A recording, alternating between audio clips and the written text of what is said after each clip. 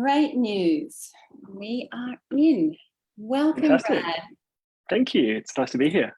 It is wonderful to have you on the show. I'm really looking forward to picking your brains because this topic is very personal for me. It's been a big driver in my personal growth journey, and it sounds like it has been for you too. So Yeah, I'm absolutely.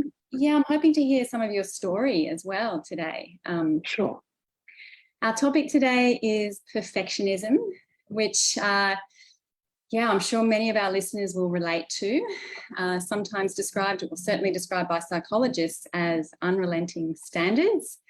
And I'm quite sure it's a driver of a lot of anxiety that we're seeing today. Mm. And, I think there's many different approaches to it, but I'm really interested in those that have been valuable, constructive, and worthwhile for you, and of course your clients. So, how about we start with what is perfectionism, and how might our listeners recognise it for themselves? Yeah, it's a great spot to start off with. As you said, unrelenting high standards, that tends to be the typical sort of definition. There's plenty of puns to say there's no perfect definition because lots of people will have their own experiences. As you said, Alexis, you've got your story. I've got my story. This is deeply personal for a lot of people. But I guess if I was to look at it very, very broadly, we would say, extremely high standards, unrelenting, often unrealistic high standards. And it can come out in a couple of different flavors. Whatever flavor you've got there, there's a lot of big pressure, but those different forms sort of matter. So sometimes it's, I need to be perfect for myself. Other times it might be, I need others to be perfect. Some of those unrelenting standards for the people around you. And sometimes it might be one of the perceptual elements where you go, okay, others expect me to be perfect. So it's not me expecting myself, it's the perception that others really need to hold you up to that high standard.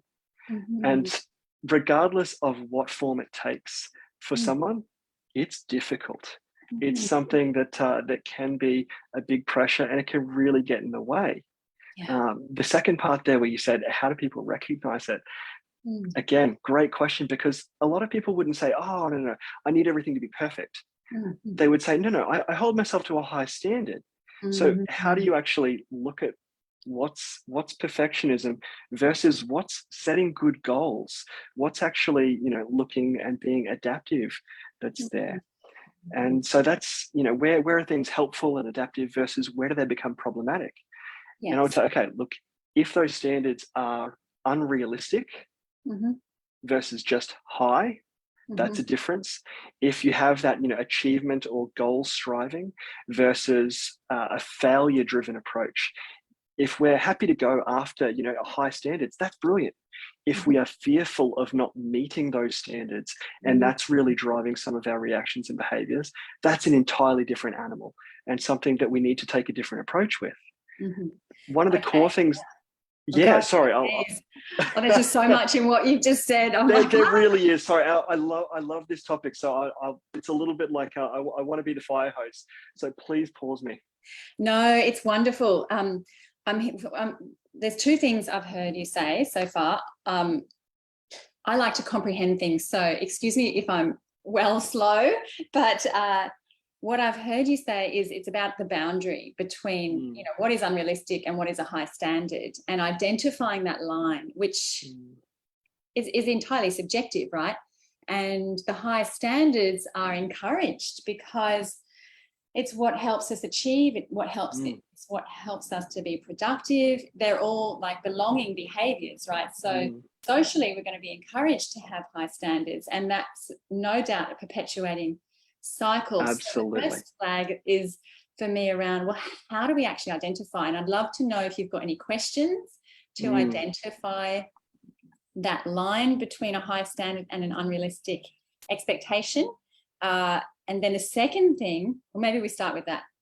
I've got the next one in mind. What would you say? Okay, so for that one, I love to ask people, give me a scale of 1 to 10. 1 is it's not important at all. And 10 is this is the most important thing in the world. It must happen. And not everyone is going to say everything is a 10. Yeah, fair enough. But some people might say, okay, it's an 8 or a 9. Now, on the face of it, that might look really realistic, but we Mhm. need to look at, okay, do you have the skills? Is this within your domain? Is that something where you can actually achieve an 8 or a 9? But Mhm. more importantly than that, for me, it's about what is the reaction. If someone told me, okay, this is an 8 out of 10, I need it to be that good. Doesn't need to be perfect, but it needs to be an 8. I might ask them, what happens if it's a 7? And that reaction is going to tell me a lot. Mhm. If it just falls short, because what I tend to see in those reactions is very all or nothing response. Mhm. I've hit success or failure. It's not, it was Mm. close. It's not, this was a good attempt. This was a good process. I can learn from this and hit that mark next time. Mhm. People with perfectionism really tend to go, it means nothing.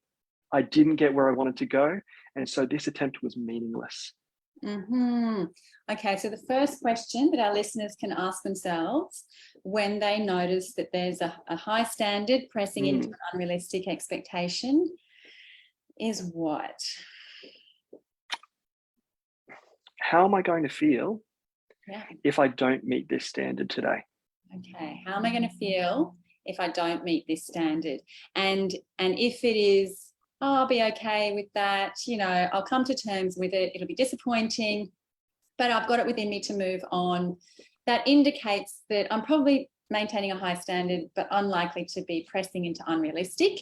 If, however, Mm. I'm like devastated and shattered and it completely damages my sense of worth and sets me back, okay, Mm. then it's a pretty clear indication that it's an unrealistic standard.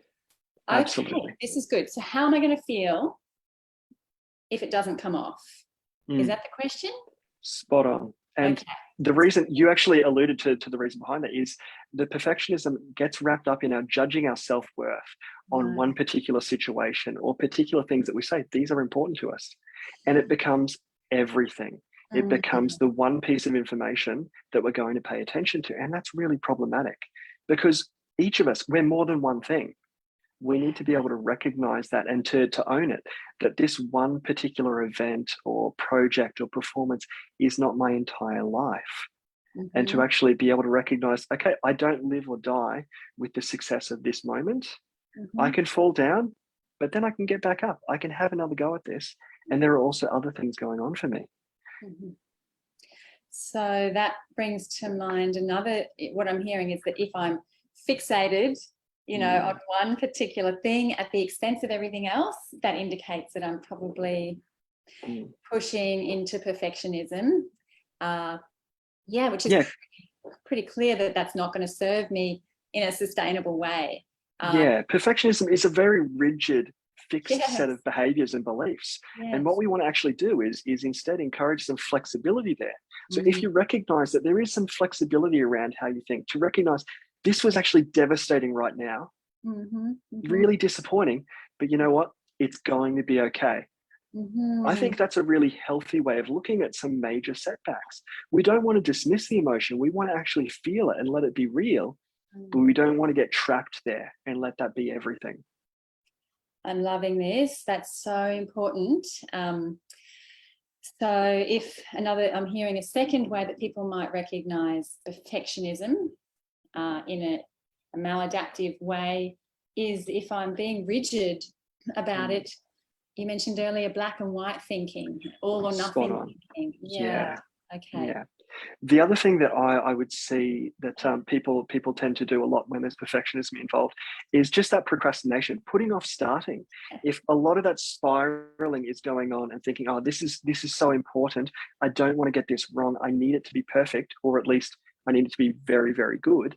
Mm, They'll wait around. They'll try and think about this sort of stuff until they get the right approach. mhm, And the mhm, reality is, there may not be a right approach. There mhm, may be a good enough approach and a mm, not good enough approach, but we need to start. Otherwise, we're not going to get there. mhm. Good enough. I hear psychologists use this word a lot, good enough parenting, for example. Yeah. Can you tell me more about good enough? What does that actually mean? Good enough is, if I look at it from the alternate sort of view and I say, okay, well, what's not good enough? The black or white that I sort of mentioned before. It's either this is perfect or this is achievable, and the rest is failure. Good Mm, enough says, okay, look, there is good and better and best. There's also, poor and bad and worse. What we want to do is recognize that for each particular thing that we want to carry out, there's a certain level of importance. There's a certain threshold of acceptability. Mhm. So good enough is really going to be aligned with what's important to you, how important is that to you, and how does that play out? This is where perfectionism is really interesting, because people don't tend to be perfectionists about stuff they don't care about. Yes. It's about the important stuff for them. Yes. So for someone that has struggled with this, they might go, oh, no, I'm not a perfectionist. I don't care about that particular assignment or that project at work. Not a big deal. But you mentioned good enough parenting. And I think there's a lot of parents out there that really want that high standard of themselves, and to say, okay, I want to be a great parent. I want to be amazing for my kids. And that's a really important desire, to recognize it and go, okay, look, brilliant. It's not a bad thing to want that. But when we get really stuck on that idea and say, okay, well, here's the bar. Today I didn't meet it. What is the reaction to that? And so, look, I'll put my hand up as a parent that falls short of the bar. That's every parent does. Yeah. Good enough parenting, what we want to look at is, okay, where is the minimum bar? And often the minimum bar is not up here, where we might initially sort of think with perfectionism. The bar is actually much lower. It's not a bar that we would be accomplished to say, okay, look, I'm the greatest person in the world, but it's just good enough. It will get the job done. And so we need to look at, what's the job? What's good enough at any given moment? What are we actually aiming at? That's so interesting. You're highlighting how it can be self-destructive, as you say, the procrastination, for example, or that excess pressure, which actually hinders performance. So the over desire, the clinging onto it actually prevents us from doing a good performance or achieving a good outcome anyway. And I love what you've mentioned about the value of perfectionism in helping us to identify what matters to us, what's important, what we actually care about. Would you like to tell us more, please?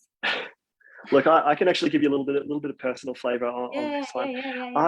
I started to recognize some of these perfectionistic traits in me many years ago.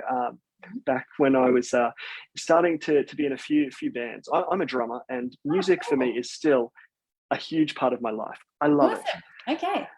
But when I was younger, music, that was everything to me. I would live or die with that sort of stuff. And it was just the most important thing in the world. And as a musician, I think there's a few things that are really important to note with perfectionism. The first is that, as you said before, it's reinforcing. You get into a band and all that sort of stuff. You want to practice and practice and practice a really long time. You want to get every note right. And everyone in the band, everyone in an audience, they're going to celebrate if you do it right. If you nail it, if you give a good performance, it's reinforcing. Also, regardless of how kind an audience are or your band members, if you botch it a little bit, you're going to notice. Now, if this stuff is really important to you, it does feel like, I didn't do my best. I know I can do better. This was a failure moment. And so I recognized that well back when I was doing some of this sort of stuff, it became a real pressure on me to practice for long hours, to spend everything, trying to get that perfect performance, to nail everything, to play those right notes, to get the timing down, to make sure that the band worked. Because with music or any performance, this sort of stuff, it needs to happen right, or at least good enough, or things fall apart in the band. People are relying on you. The other thing that's really important to notice in music, arts, any of the creative industries, is it feels really personal. You're giving a lot of yourself, of those passion projects, and we can become really wrapped up in our self-identities as artists, which comes back to those self-judgments around, my self-worth being tied up in this. If you then don't give enough of yourself, if it falls short of what you know you can do, it does feel like, okay, this is a failure moment. And so some of that sort of stuff, for me personally, that was a little bit of my story as I sort of started to recognize that. But then that thinking broadened out into other areas into, an academic field, a university, work projects, all of that sort of stuff, Mm. where these same sort of things would Mm. come out, and I would catch myself and realize, oh, that's possibly not helpful. But Mm. as you said before, people will celebrate that a little bit. You give a fantastic, delivery of a presentation at work, Mm. people are going to pat you on the back for that. It feels good. If you botch it, maybe they'll give you some constructive criticism, which can feel like a really, really big deal to get over. And so all of that, we need to come back to, okay, what's important? Back when I was younger and playing in lots of bands, that was my life. Mhm. Everything, was tremendously important, and it crushed me if I felt like I had a bad performance. Mm, mm, mm, Nowadays, music is still a big part of my life, but I don't get to play as much. It's there for the joy and for the love of it. And look, as a psychologist, I'm not a professional musician. mm, That's fine. It doesn't decide, whether or not, I get to, play the next gig or that sort of stuff. I'm playing for fun with friends. I love it, but mm. it's not the most important thing for me. I Yeah. have plenty of other things that are important. So that brings me to my next question, because, so we've helped people to identify, and we've certainly recognized in ourselves, rigidity, procrastination, the self-worth stuff. Mm. And you've spoken about the value of perfectionism, which I think that's a whole new conversation we could go into as well. But the first question that's coming to me now is, what needs do you think are not met by perfectionists? Like, what are some of those things? You mentioned fun, for example. What needs are being ignored or denied or avoided when we're acting in a perfectionistic way? That's a great question. Can I take a little bit of the reverse to start with on just some of the stuff that I think it's a bit of a paradox here, because I think sometimes when we're in that perfectionistic mindset, what we're trying to do is maintain self-esteem. We want the love or respect of others, depending on the circumstance and domain there. We want to feel appreciated. We want to feel like we're contributing. Mm-hmm.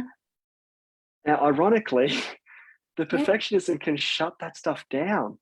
That's what we're actually missing out on.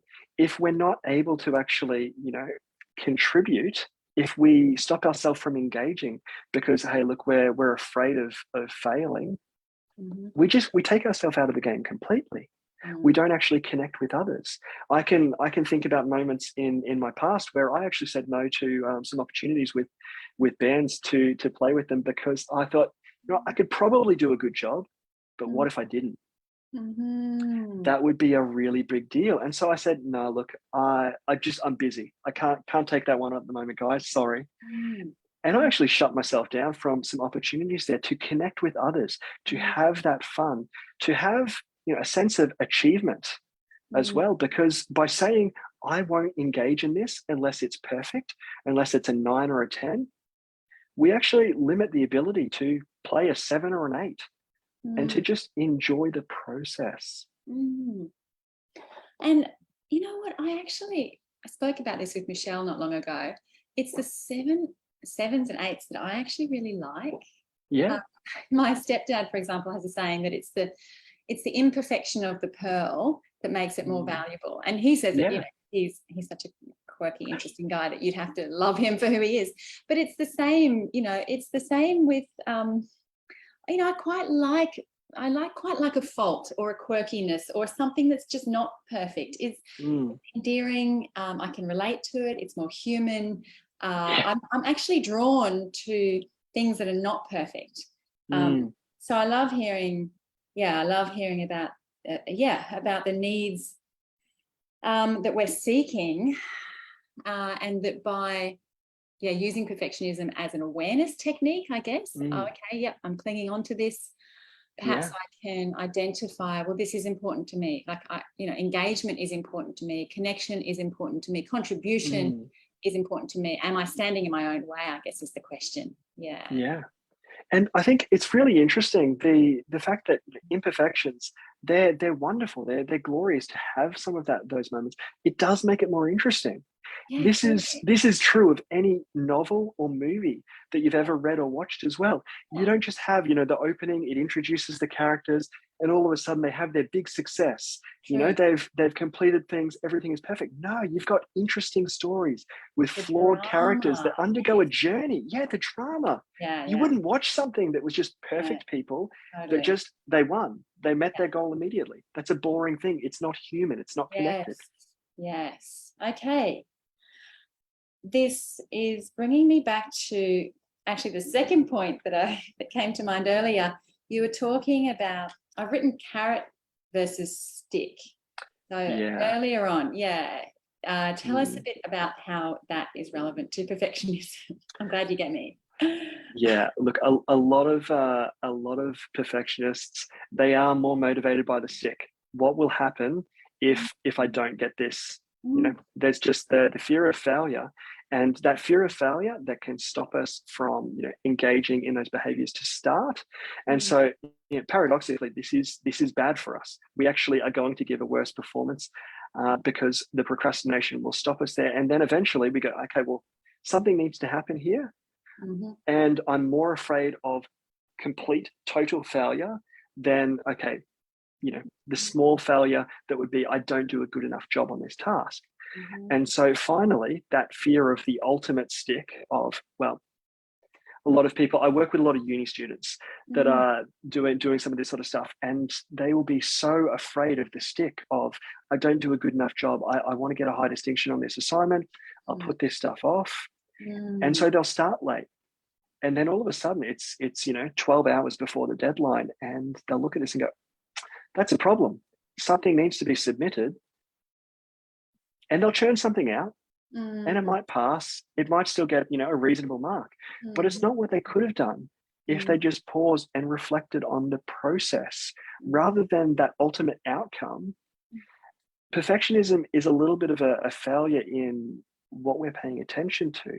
It's a mental filter that pays more attention to the negative, to that stick, than the carrot along the way, the process of being on the journey, of actually starting, of those small milestones and hurdles that you succeed with along the way, of making that progress and ultimately ticking off the goal at the end. Now, if you give your best effort and it's not up to your standard, it's a 7 rather than an 8 or a 9, that might be disappointing. But a lot of people are willing to take that risk. mm, They don't want to have the complete failure. And so they'll just go, okay, I'll put it last minute. And then, you know, that stick, it comes around. As opposed to people that are more focused on the process and the achievement striving perfectionist, where it's helpful and say, okay, look, I want to do a really great job on this project or this assignment, to continue the example. And so what would it look like? What's the process? What's the very next step I need to take? Well, mm, firstly, I've got to crack open the books. I've actually got to start the process rather than just thinking, if I start this, I don't want to fail. And so we just need to take step by step. mm, And for perfectionists that I'm working with, a lot of it is asking them, what is the next step? How do we break this thing down? mhm, And we're not focused even 5 or 10 steps into the future. It's just, okay, what do we need to do right now? mhm. So this is a bit of a hunch, and it may be way off track. Again, as a psychologist, I'd love to hear your input. And I'm about to open this up. So you guys listening, please, let's make the most of having access to Brad's brains and give us your questions about perfectionism, how it shows up for you, what techniques, strategies you might be seeking. But my hunch is that if there is perfectionist type thinking, as you said, it's a failure to see things in a positive light, to focus on the Mm, process, the possibilities. And it is a negative filter. mm, Is it an indicator that there's some conditioning, some extrinsic stuff going on? Because I mean, I think about my children. When mm, they were learning to walk, it was not because there was someone poking with them a stick. Like they yeah, learned to walk because they were naturally inspired. There was an intrinsic motivation. yeah. Is it a clue that that there's been some negative conditioning, some fear-based conditioning? I don't know. What are your thoughts? I think it's there's so many different places to go with this. I'm Absolutely, sure. is the answer. Yeah. Yes, there's some of that sort of stuff. Now, to what extent and, you know, what drivers have Mm, been there? It's different for every person. Mm-hmm. What I would say broadly is that the drivers that I tend to see, and that I would sort of cluster it as, the way we see ourselves and the way we see the world. So our own self-worth and how we perceive our own worth, and really the rules that we have about life, or the rules that we perceive about life, because we don't always see the world in 2020 vision. There are some times when, yeah, we do need to check, where has this thought come from? What's been going on in my past that led me to this point? Because that's an interesting question, isn't it? Yeah. And it's one of those ones that I will often ask clients in session. And I'll just sort of, hold the mirror, reflect back to them. It's an interesting belief you have there. I'm wondering what's behind that. Because it's so difficult to see this sort of stuff. I frame it as a little bit like having an accent. And obviously, everyone in Queensland, well, we don't have accents. But if we were to, go for an overseas flight, and we might be sitting at a cafe somewhere having the same conversation and thinking, oh, there's some really interesting accents around. Someone at the next table could turn to us and say, don't be silly. You've flown to our country. You're two Aussies sitting at a cafe. You're the ones with accents. And it's really difficult to see what's so close to us, what we've just grown up with. And so these mental filters, it's a little bit like a cognitive accent. We just don't see, we don't hear that our own voice has a particular pattern and cadence until someone else actually holds the mirror up and says, that's interesting that you say that. Why do you think that is? I like that question. That's a great one. That's an interesting belief. What's behind that, even for ourselves, if we hear particularly a critical voice? Yeah. Brad, this is a great topic. Thank you so much for bringing it to us. I'm going to open up to the community and just see what questions are happening out there. Brilliant.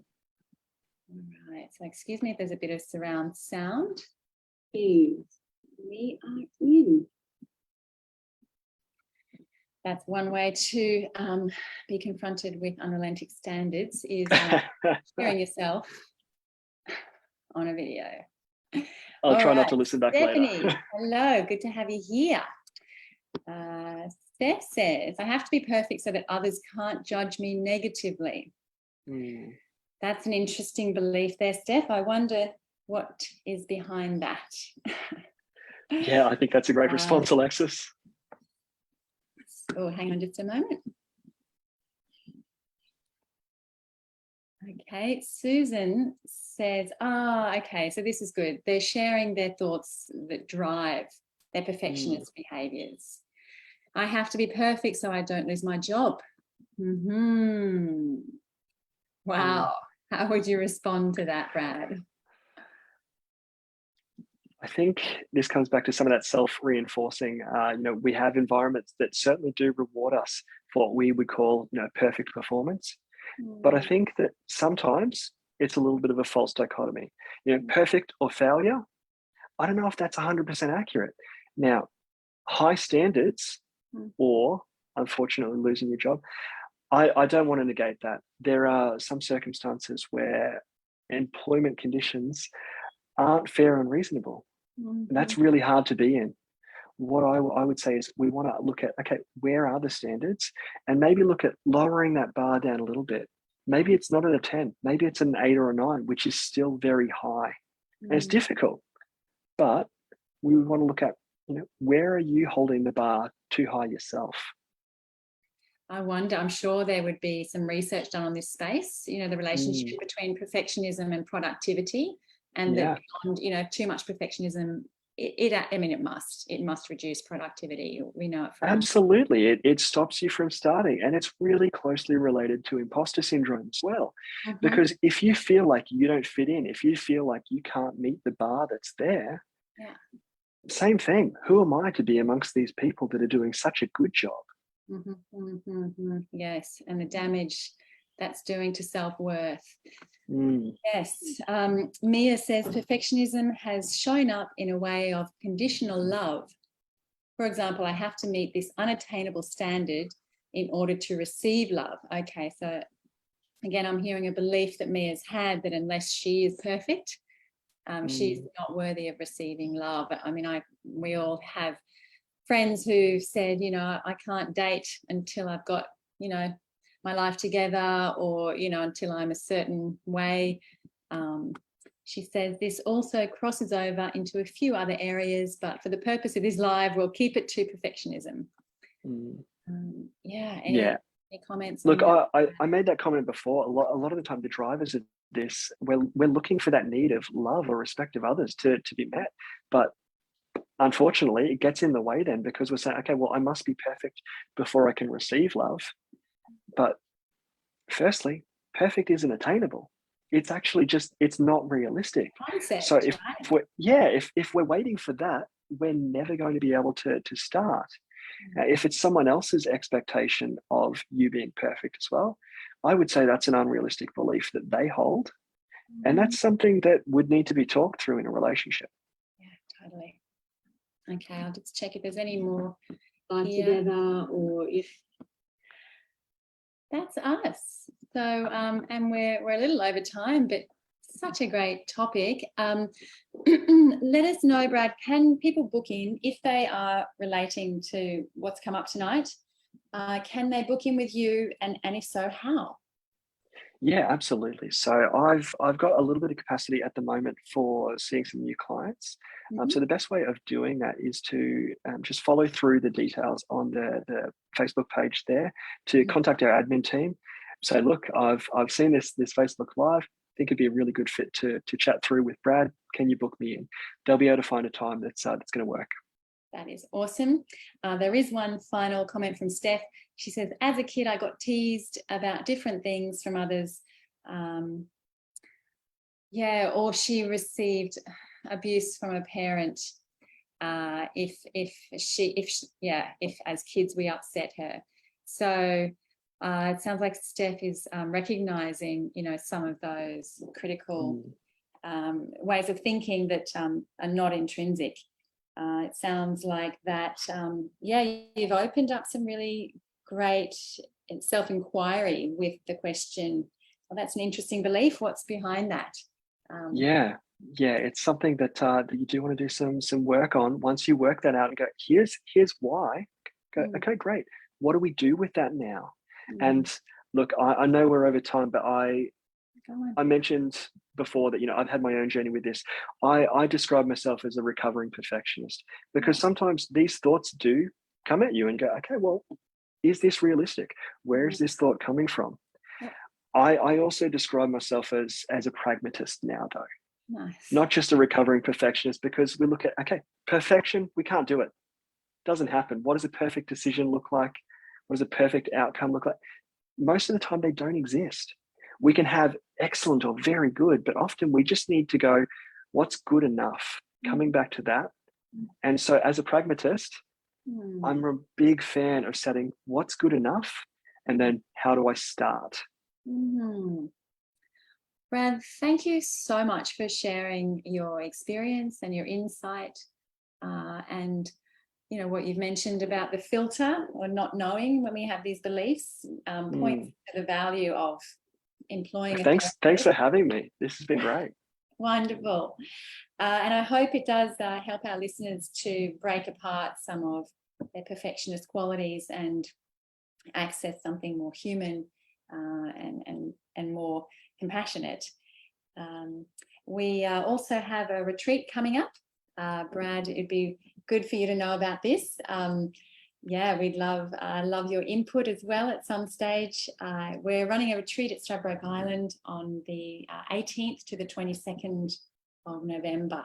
And Rachel will be there. She'll be sharing a lot of non-violent communication practices, which we're finding they're really taken up well by the community that we've been practicing with. So we're delighted to have her support there, and I'll be teaching meditation practices amongst yoga and more body-based practice. So listeners, I'll put the link below, because there are still a few places, and it's quite a transformative experience for those. Yeah, look, I'd say that retreat, that's probably perfect. I described that. That just sounds fantastic. Isn't it gorgeous? Thanks, Brad. Well, have a lovely evening, and Thank we you. look forward to seeing you next time on the next on Live at 5. Let's reach out again and do it again. Absolutely. Cheers. Okay, thanks, Brad. Bye. Bye, everybody.